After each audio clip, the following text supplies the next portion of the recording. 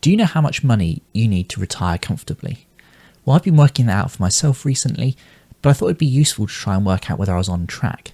And so to do that, I've come up with a really useful dashboard and simplified it for myself so I can see exactly how much money I need at a given age to achieve my targets. Now, I've actually put some proper maths behind this. This isn't some simplified analysis where I say, oh, you need 2x your salary by the age of 35, because I don't think that type of analysis is particularly helpful. So I'm going to talk you through what I've done in this video, and I'll show you how to access a dashboard as well towards the end of the video, where you can get something a little bit more personalised to your situation based on how much money you want in retirement, and you can plug in your current age now so you can see if you're on track. Now, I just want to say before we get any further that I'm not a financial professional. If you're seeking financial advice, please seek the services of someone who's trained. This YouTube channel simply documents my journey to building up my own financial literacy, and as I share the results of that here on YouTube.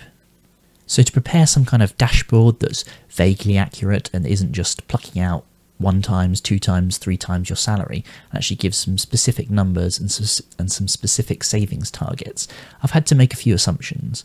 So I thought I'd just run through those before we get into the nitty-gritty, just so you can see some of the thinking behind the scenes, and then you can make a decision about whether you agree with that, but you're there with all the facts before we get going. So the first big assumption I've had to make is that 1, most of your money is going to be invested in equities. So that could be in a global stock market tracker, which is really what I've based the numbers on. And from that, I've used a 5% real return. So that number comes from Credit Suisse's annual report that they used to run. Unfortunately, obviously, Credit Suisse has merged into UBS, and so they don't seem to run this yearbook in quite the same way anymore. But this data is from 2023, so it's not that far out of date. And it worked out that from between 1900 and 2022, the average real return of a global equity mix was 5% per annum. So that's the number I've used in this analysis. The other important piece of data that I've taken is I've made an assumption on how much money you can pull from your investments once you retire. And so the assumption I've made for that is 4% per annum.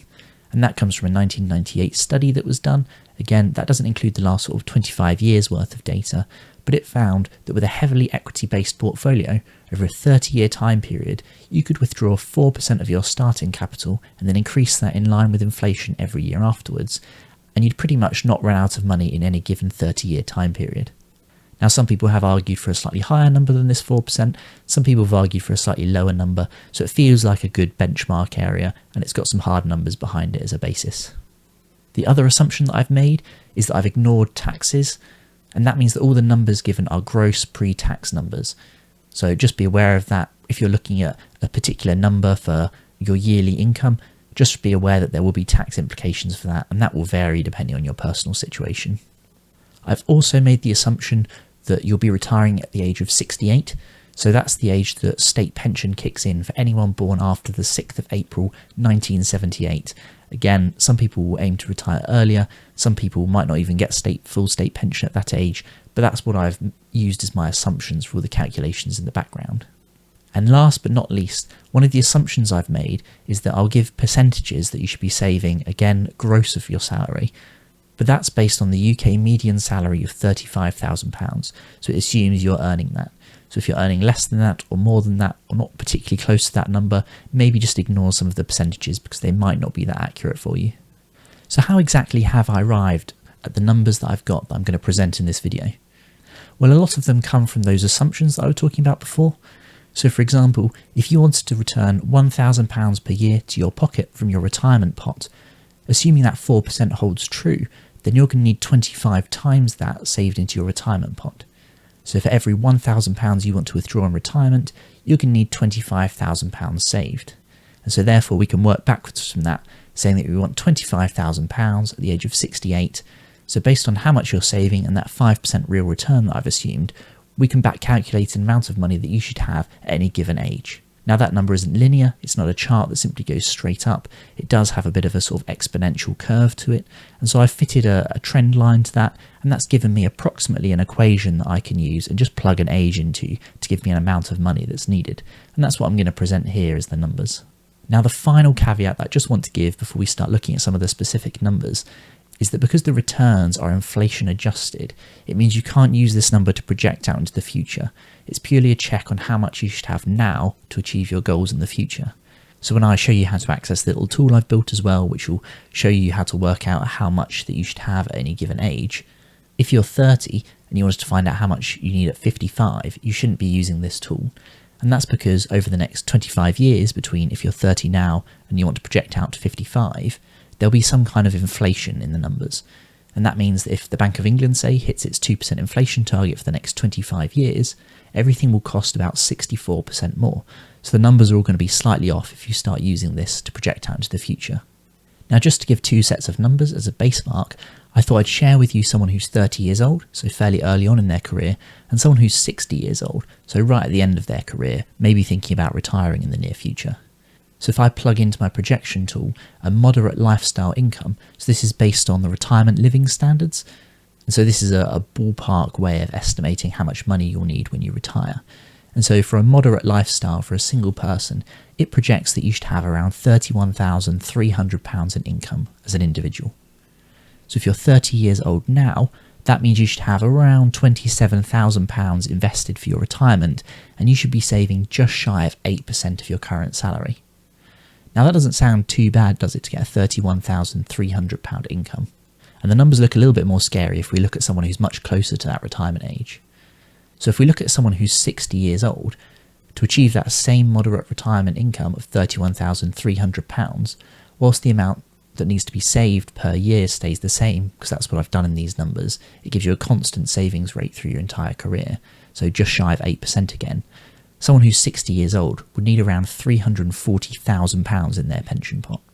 Now I'm sure you'll notice when you start playing around with the calculator that I'm going to give you access to, that the numbers start to ramp up as you get older. And that's simply because you get the advantage of compound interest working for you.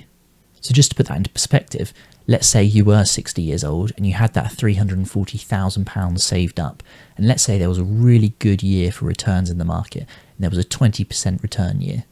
Well, you just got almost £70,000 richer without really doing anything. However, if you were only 30 years old and you had that £27,000 saved up, and that same year of returns came, well, you've only just got just over £5,000 richer. So there's a big discrepancy there. And that discrepancy is really built up over time as you've built up the size of your pot. And it's reached the point where the contributions that you're making are actually relatively small compared to the returns that you're making in your portfolio. And so that leaves you at risk of returns of the market, both positive and negative, as you get closer to retirement. And again, this isn't a video where we go into a sequence of return risk or anything like that. This is purely to give you an idea of how much money you should have saved at a given age as a spot check. Now, the reason I've not presented all the data here in the video is because there's just so many permutations. Think about it, if you're watching this video, you could be any age. You might all have different retirement incomes that you want to achieve. And so there's just so many variables there that there'd be thousands or even millions of permutations. And that's why I made a little spreadsheet that you can just access and plug in the data that you want. Now, you can access that by going down to the description below and you'll find a link. I've kept it all completely free, so you can access this whether you're part of my community or not, in the hope that it will give the most value to you as the viewer. Now, if you appreciate me offering that up for free, please hit the like button or the subscribe button. That would be really greatly appreciated. Now, if you've not quite saved as much as you think you're going to need for retirement based on that calculator, is to try and save more money. Now, that could be done by increasing your pension contributions at work if you're in an auto-enrollment scheme, or it could be trying to earn a little bit of extra money so you can tuck that little bit of extra money away. It doesn't affect your living standards. That's the route that I've been going down, and you can find a playlist up here where I've been looking at trying to make some money in a few different ways, and you can be seeing what's worked for me and what hasn't worked for me.